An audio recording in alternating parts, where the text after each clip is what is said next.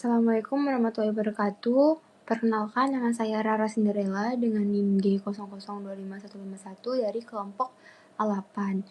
Di sini menjelaskan terkait dengan inhale anatomi dari blok 2.2. Selanjutnya saya akan membacakan skenario-nya, yaitu Supriyadi, 65 tahun, datang ke IGD dengan keluhan nyeri tumpul pada dada sebelah kirinya. Keluhan ini dirasakan sejak 40 menit yang lalu saat sedang menonton TV di rumah. Dokter mencurigai Pak Supriyadi mengalami serangan jantung. Pertanyaannya, jelaskan struktur external core, jelaskan struktur internal core, dan jelaskan valvula cordis dan mekanisme kerjanya. Oke, selanjutnya soal yang pertama, jelaskan struktur eksternal dari core. Nah, jadi setiap core ini dapat diidentifikasi adanya apex, yaitu basis dan 3 fasies, yaitu ada fasies sternocostalis anterior, fasies diafragmatica, dan fasies pulmonalis.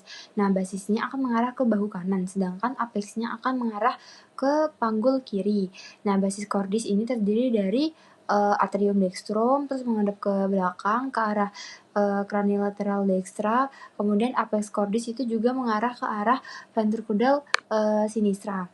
Nah, di fasies sternocnalis itu terutama dibentuk oleh ventriculus dexter dan atrium dexter yang diantaranya terdapat sulcus anteroventricularis, sedangkan di fasies diafragma itu dibentuk oleh ventriculus dexter or sinister, kemudian di fasies pulmonalis itu dibentuk oleh ventriculus sinistra atau atrium dextrum untuk pulmodexter. Nah, selanjutnya akan membahas tentang 4 ruangan jantung, yaitu ada atrium dextrum, atrium sinistrum, ventriculus dextrum, dan ventriculus sinistrum. Auricula jantung itu beda sama yang atrium karena dia merupakan struktur pelengkap atrium yang menonjol, yang merupakan sisa atrium kanan janin. Nah, auricula ini dapat meredakan tekanan tinggi di atrium dengan meningkatkan kapasitas atrium pada saat manusia stres. Nah, permukaan dalamnya ini seperti dinding anterior atrium yang mengandung yang menyebabkan penampilannya menjadi kasar. Nah, di permukaan luar jantung juga terdapat banyak sulcus-sulcus tempat lewatnya pembuluh darah jantung. Contohnya itu kayak sulcus coronarius, sulcus interventricularis. Nah, kemudian ada skeleton cordis, dia terdiri atas annulus fibrosum, trigonum fibrosum, dan pars membraneca, septum interventricular, interventral, dan anterioventricular. Nah, fungsi dari skeleton cordis yaitu sebagai tempat melekatnya miokardium, sebagai kerangka core, kemudian sebagai tempat melekatnya cuspis atau katup jantung, dan sebagai isolator impuls antara atrium dan ventrikel. Baik, selanjutnya ada skeleton cordis, yaitu dibagi menjadi 2, ada annulus fibrosus sama trigonum fibrosum. Nah, di annulus fibrosum ini ada 4 jenis fibrosa yang mengelilingi 2 ostium anteriventricular, ovricum aorta, dan orificum truncus pulmonalis. Itu yang pertama ada annulus arterioventricularis dexter, yaitu berada di sekitar valva tricupidalis. Kemudian ada annulus atrioventricularis sinister ada di sekitar valva mitralis, kemudian ada annulus valva aorta, itu merupakan cincin aorta yang berada di valva aorta, kemudian ada annulus valva pulmonalis yang berada di sekitar valva pulmonalis. Sedangkan di trigonum fibrosum itu yaitu daerah penebalan jaringan yang menghubungkan antara annulus. Ada 2, ada trigonum fibrosum dextrum di antara fibrosum valva aorta dan annulus dextra, kemudian di trigonum fibrosum sinistrum dia berada di antara annulus fibrosum sinistra. Baik, selanjutnya itu jelaskan struktur internal core. Itu ada atrium dexter. Di atrium dexter ini ada bagian halus sama bagian kasar. Di bagian halus ini terdapat sinus venarum cavarum. Terus di bagian kasar juga ada pesinati atau auricula dextra. Nah, di bagian halus dan kasar ini akan dipisahkan oleh crista terminalis di dalam dan sulcus terminalis yang berada di luar. Terus ada fossa ovalis dan limbus fossa ovalis yang berada di septum interrital. Terus ada ostium dextra yang dapat menghubungkan dengan ventriculus dexter. Kemudian ada ostium sinus coronaris, itu ada valvula de Bessy. Kemudian ada ostium vena cava inferior yang berada di valvula Eustachi. Selanjutnya ada atrium sinister, yaitu terdiri dari sinus venarum, venarum cavarum, dan auricula sinistra. Terus habis itu ada ostium ave sinistrum yang dapat menghubungkan dengan ventriculus sinistrum. Kemudian ada fossa ovalis dan valvular foraminis oval.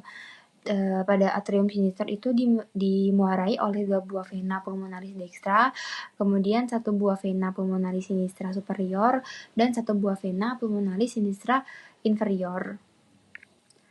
Selanjutnya ada ventriculus dexter, dia terdiri atas satu ruangan kasar yang tersusun dari trabecula carnae. Terus ada 3 jenis trabecula carnae, yaitu ada papillaris, ada trabecula septomarginalis, terus terdapat bundle of His. Nah, rigi biasa yang dapat menjual ini di bagian dalam. Nah, di ostium trunci pulmonalis ini dapat menghubungkan dengan truncus pulmonalis. Selanjutnya ada ventriculus sinister, yaitu pembentuk apex cordis. Miokardnya lebih tebal dibandingkan yang lain. Terus vestibulum aorta.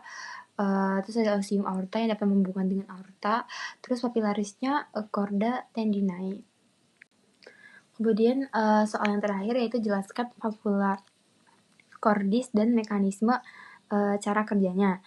Nah, jadi di valvula cordis ini ada valvula sendiri itu merupakan keseluruhan katup. Nah, kalau valvula itu salah satu daun katup.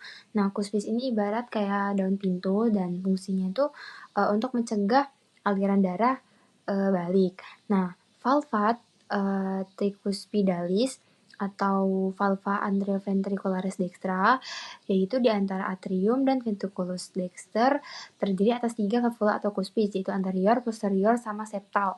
Nah, valva mitralis ini dia terdiri dari 2 cuspis, yaitu anterior dan posterior, yang dapat menghubungkan dengan papillaris yang berada pada ventriculus oleh chorda tendinae. Nah, selanjutnya di valva cordis yaitu terdiri atas valva trunci pulmonalis yang terdiri dari 3 valvula seperti bulan sabit, terdiri dari anterior, dexter, dan sinister. Kemudian di valva semilunaris at the aorta yang terdiri dari 3 valvula semilunaris, yaitu ada dextra, sinistra, dan at posterior. Nah, pada katup semilunar atau katup pulmonal itu dapat mengatur aliran darah dan dari ventrikel ke arteri besar, trunkus pulmonis dan aorta, dan katup pulmonal ini akan mengontrol pembukaan dari ventrikel kanan ke dalam truncus pulmonalisnya, dan katup aorta akan mengontrol pembukaan dari ventrikel kiri ke aorta. Nah, masing-masing akan memiliki 3 titik yang berbentuk seperti saku baju. Baik, cukup sekian dari saya. Mungkin itu saja, kurang lebihnya mohon maaf. Wassalamualaikum warahmatullahi wabarakatuh.